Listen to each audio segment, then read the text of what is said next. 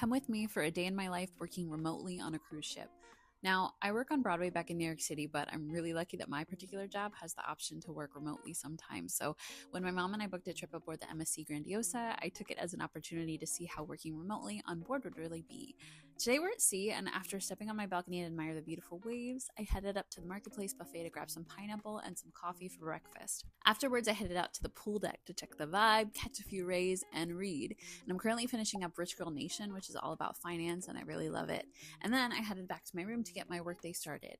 Unlike working remotely on land, on sea, you're beholden to the Wi-Fi of the cruise line that you're on, and I will say that MSC's Wi-Fi can be a little touchy at sometimes.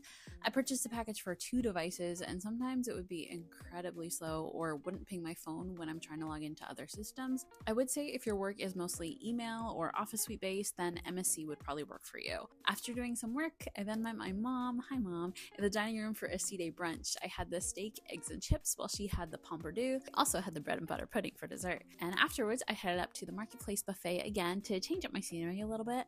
Something also important to note about the MSC Wi-Fi: if you choose the one device plan, you are not allowed to switch devices on the trip at all.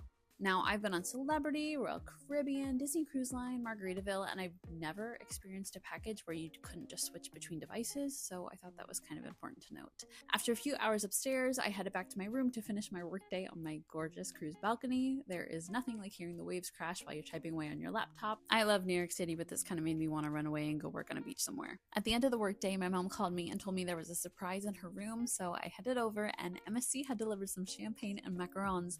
Mom had a small housekeeping issue in her room the day before. It wasn't really a huge deal, but the gift was such a lovely little surprise. After indulging, we then headed down to dinner, where I got yet another steak and explored the chocolate shop on board before heading into the theater to watch some live entertainment.